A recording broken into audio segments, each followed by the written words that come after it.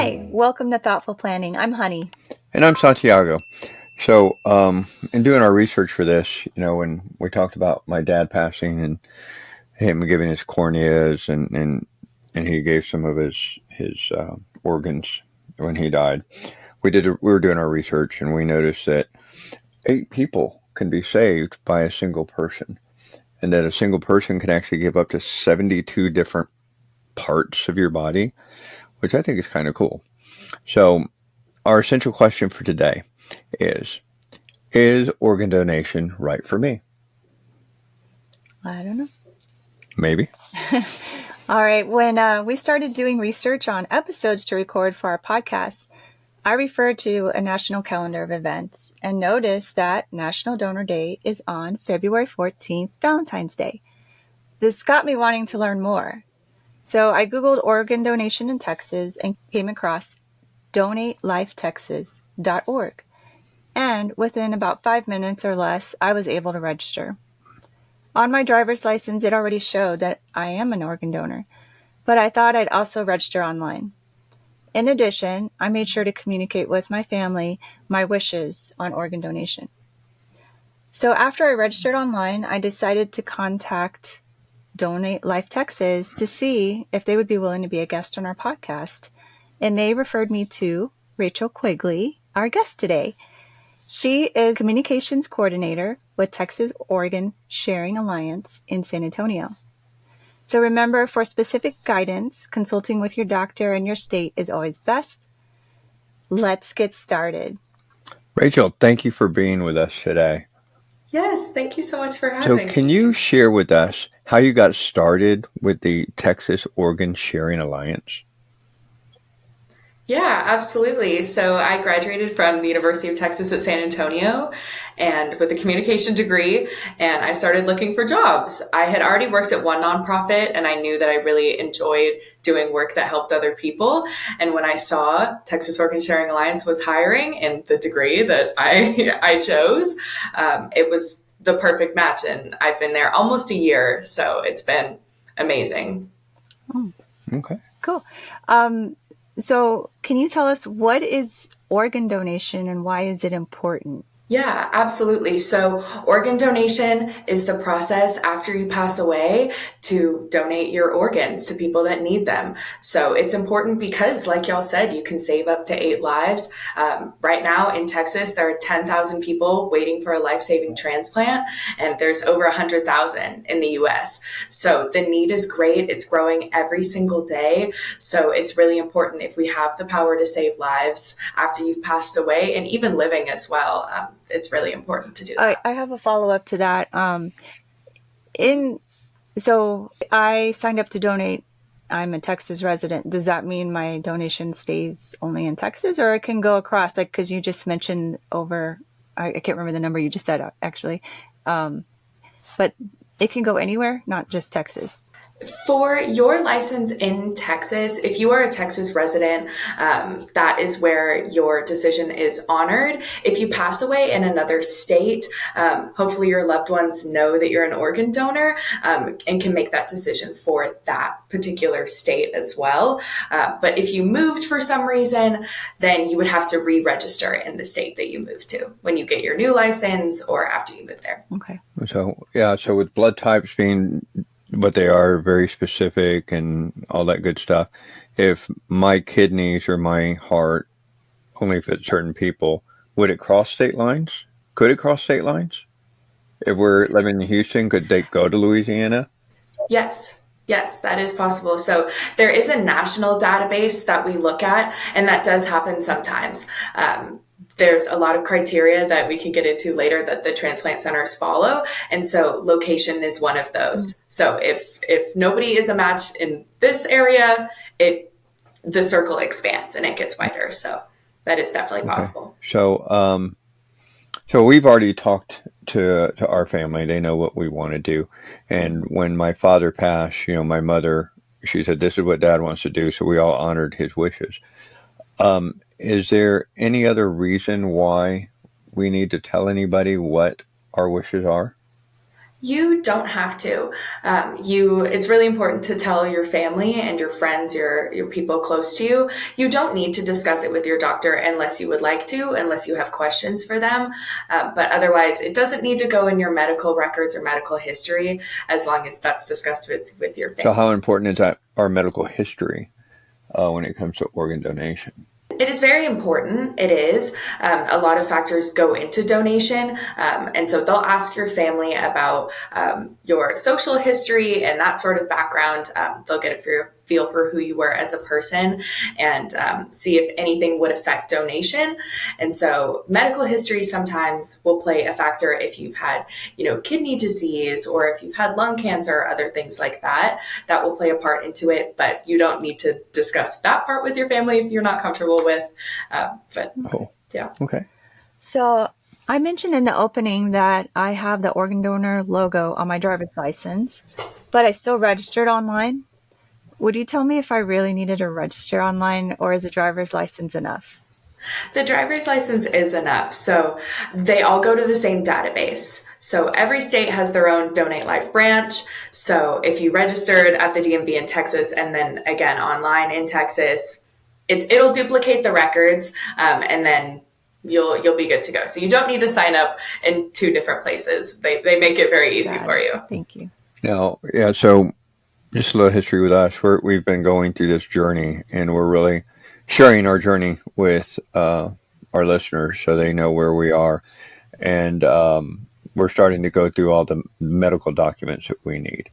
So you already said that we don't have to tell our doctor, but do you think that's important that we share that with our doctor so our doctors know what's going on? You certainly can. You certainly can. I would say it's important to let your doctor know about all of your wishes as well. I would say to hold it in the same category that you do with all of your end of life planning that I know y'all talk a lot about. So anything that you feel the need to share with Okay. them. Okay. Is it possible for me to donate an organ to a specific family member that might need it? That is possible, and we have had that happen before. And though it is pretty rare, through living donation, you can certainly do that if one of your loved ones is in need of a liver or a kidney, the two things that you can donate while you are still alive. If you're a match for them and that process goes smoothly, you can certainly do that. After you pass away for deceased donation, that is a little bit more rare because the timing does have to line up, of course, that your loved one and y'all are a match and that they need an organ at the same time and that organ is ready for transplant. So it's definitely possible. That is something that you do need to write into your will. That can definitely be communicated with your doctor as well, but talking to your family and writing it into your will. So the transplant team has no way to know that, but if your family knows that as well, they can verbalize that. Okay. So I guess it was 2016. I was diagnosed with throat cancer.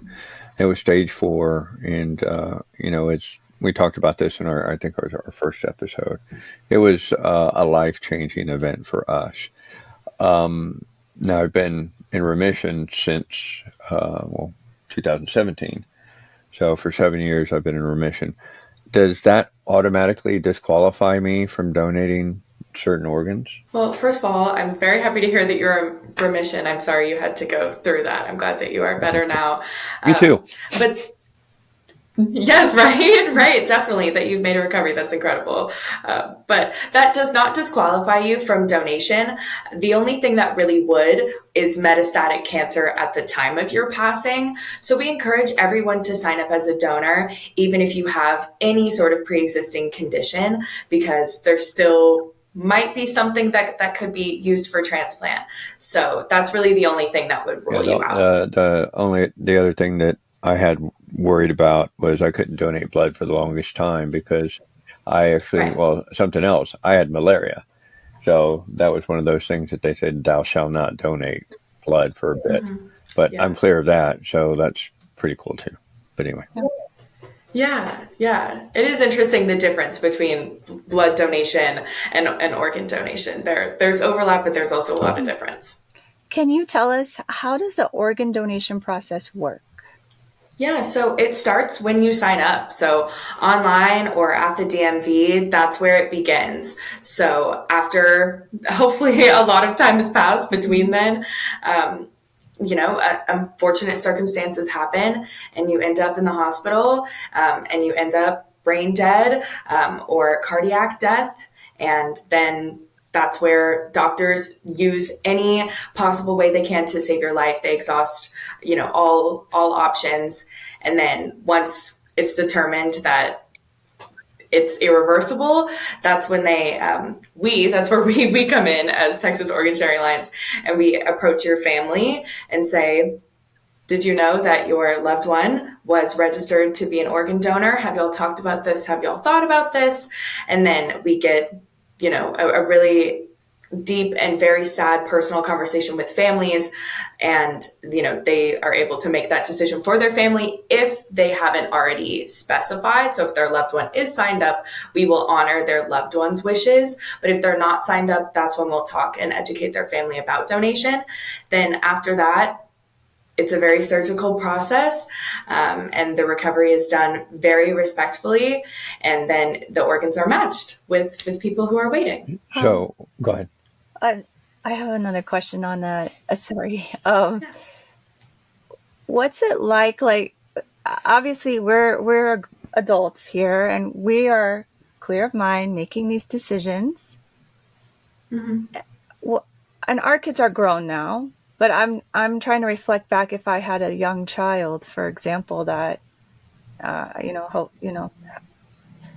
wasn't able to make that decision. We wouldn't have talked about that, right, with a young child. And if Yeah. I had a young child that passed away suddenly, how, like, I imagine that conversation is definitely hard. And I don't know. Have you had to have a conversation with someone like that?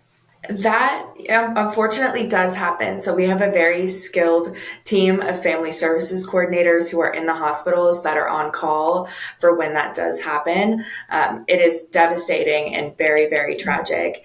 And it, I think it brings some people comfort to know that you can, have a miracle out of a tragedy, that you can save someone else's life, even though your loved one has just passed. Of course, during that grieving process, the initial shock of it, I can only imagine that there's nothing else like that in the world, right? So I think it's important for parents to have that conversation too, regarding their children if they're under 18. So, so getting back on the conversation, is there a time? Well, I guess there is a time crunch for this. Is there not? There's a certain period where they're going to kind of have to make the decision quickly. Is that not correct? It's done in a case by case basis. So it also just depends, like the level of trauma to your body as well. So they can have life sustaining support and life sustaining therapies that can keep everything ventilated in the meantime. But the process does move pretty quickly. So it depends organ to organ and person to person. But it's usually pretty quick. I guess that gets back to the conversation that you need to have with your family.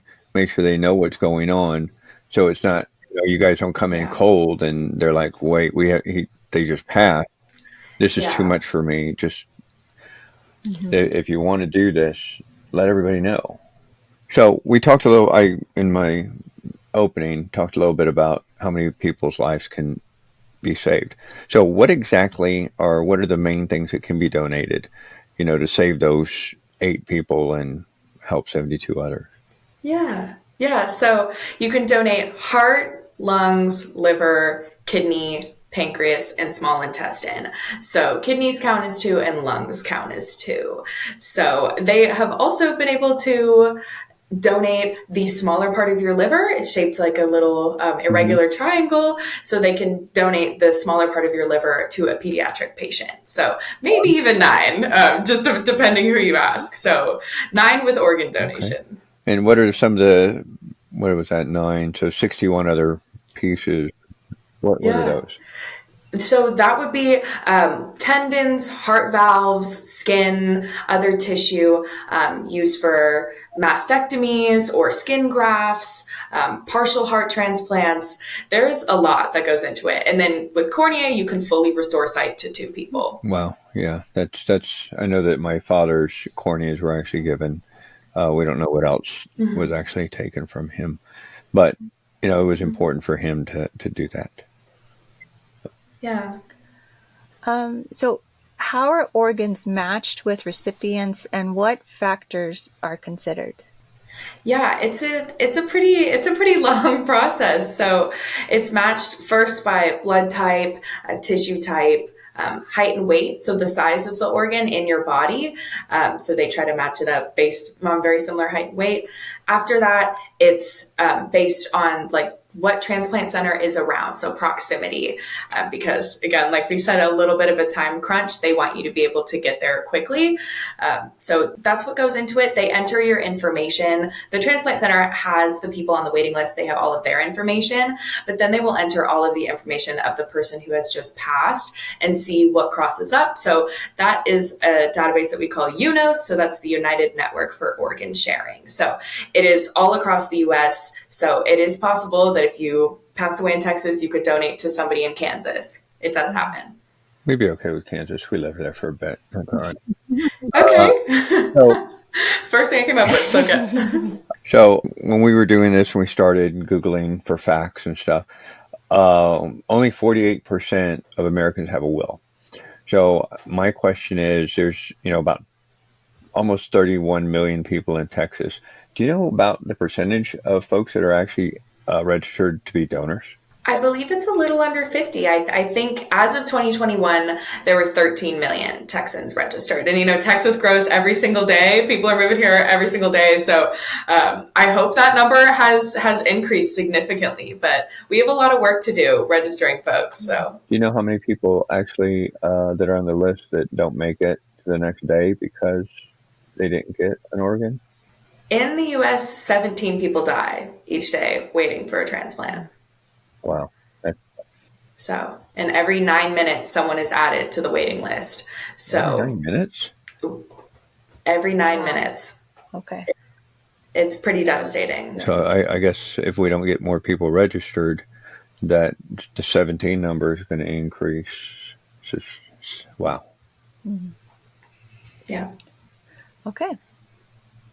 So, do you have a story you'd like to share about organ donation? I do. I hope I don't think I spoiled it, but part of my want to work here was due to my father as well. So my dad had a kidney transplant. I was 9 years old. And so this was in 2010. So that does age me. So you can, do some math, see how old I was. But he had diabetes that led to kidney failure. So, 1 in 3 Americans are at risk for kidney disease. So it's everywhere in our communities. But so that is what happened to my father. And he was on dialysis for 9 months, and which is a very hard process to go through on your body. And luckily, we got a call in the middle of the night. January 11th, 2010, we got a call in the middle of the night and they said, "How fast can you get here?" So he had his transplant up in Austin at St. David's, North Austin up there. So it's in Tosa's service area, which I do feel like a beautiful full circle moment there that I work for the same transplant organization that saved his life. And so he's still with me today, 14 years later, because somebody chose to register as an organ donor. Wow. So it means everything to that me. story. Yeah, that's Thank a great you. story. So here's so we're talking a little personal. So I'm going to throw this one at you real quick. Mhm. Has he ever met the family of his donor? No, we have not. That is something that we wanted to do, but it's a two-way street, so we respected their wishes, and we have not Yeah, met them. No. our last guest that received an organ, she actually got the opportunity to meet the mother of the donor, and they actually meet It's for incredible. Thanksgiving. It was Thanksgiving or No, Christmas, a memorial. I think it's Memorial Day. Memorial Day. So they meet. It's a holiday. There's so many. but Yeah. they meet once a year just to remember and to be thankful. Celebrate. Yeah. Yeah. Yeah, that's amazing. That is so incredible. We have an entire donor family aftercare team at TOSA that really takes care of our donor families afterwards. And so that's a process that is facilitated between the OPO. So if a person wants to write to their recipient or write to their donor family, they certainly can do that. But of course, both parties have to consent. But it is a really beautiful process and a very nothing makes me cry harder, honestly, like than seeing two people in the same room like that. It's just You so said moving. OPO. Can you tell me what is OPO? Yes. Yes, so an OPO, that's our organ procurement organization. So that is what TOSA Okay. is. Yeah, so there are 56 in the US and 3 in Texas. So TOSA is one of Yeah, that's those. kind of. I don't know if I'd want to meet the person that you donated to. I guess that would be a long process, part of the grieving process. I got. Yeah, yeah, definitely. Some people meet them 10 years later, 15 years later. So it can really happen at any time. There's no deadline to Oh, write. that's cool. That is cool. So if you ever, I guess, just want to see, I guess that'd be cool. So, Yeah. can you share something with the audience that you think everyone should know about donating your organs? Is there a common mistake or misconception, maybe a religious deal or something like that, that they think I can't give because of X, Y, or Z? Yeah, yeah. We go to a lot of community events, so we hear a lot of stuff from people in the community. I think the biggest thing I would say is it's not scary. It doesn't have to be scary, and that doctors are going to try very hard to save their life. We hear a lot that people think doctors won't save my life if they know I'm an organ donor, which is absolutely not true.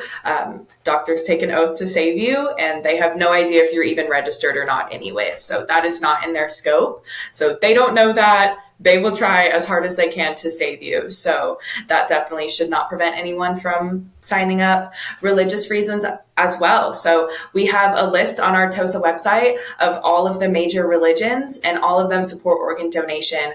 Of course, consult with your spiritual leader, but we do encourage everyone to sign up. It's very easy, and you really can impact so many people with your donation. Wow. Do you have any, you mentioned events a while ago. Do you have any events coming up that you'd like to share? Yeah, so actually today on Valentine's Day, we have a movie premiere in Bastrop, Texas, so right outside of Austin, that we're showing Ordinary Angels, which is a new movie coming out about organ donation. So we have that. If you're in San Antonio area, familiar with Fiesta, we do a lot of Fiesta events. We have Fiesta medals, that kind of a thing. April is Donate Life Month. So the entire month of April, we are at every single event that you can possibly imagine. But we do a lot of community events, health fairs, and other things. So just as many people that we can reach and talk to, we will be there. I think we're going to need a couple medals to wear for our. I can make that We're happen. going to need one. Yeah. Yes, definitely. I can make that happen. And we got to meet Rachel in person too. I think so. We'll go to So- other events. Yeah, we should actually. We should. Rachel, I'm going to email you. please. I want to say thank you, Rachel, so much for being our guest today. This has been very interesting to learn all about organ donation. And I would like to know if you'd like to share anything with our audience, maybe the best way they can reach out to you if they have any questions or anything like that. Yeah. Thank you so much for having me. It was amazing to be able to talk about this.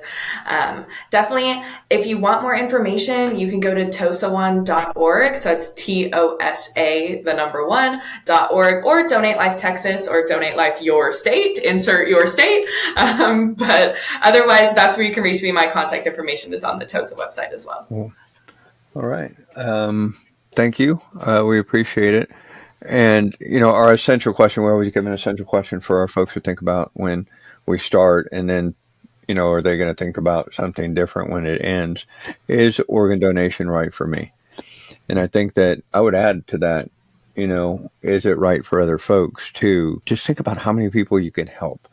You can save 8 lives. 72 others can be touched by your donation. It's giving me goosebumps just think about it, actually, because that's amazing how much that you can save and impact. Right. And then, of course, letting your family know what your decision is on this, and maybe encouraging them, or maybe letting them know what, of course, what your wishes are, and then again encouraging them to do the same, maybe if they're interested. Yeah. I think that's that Yeah. recurring theme we keep talking about. You're clear of mind right now. Let everybody know that you thought about it, Yeah. and just get that out. Yes. Cool. All right. So until next time, remember, every chapter you write today shapes your legacy tomorrow. Thank you for joining us at Thoughtful Planning.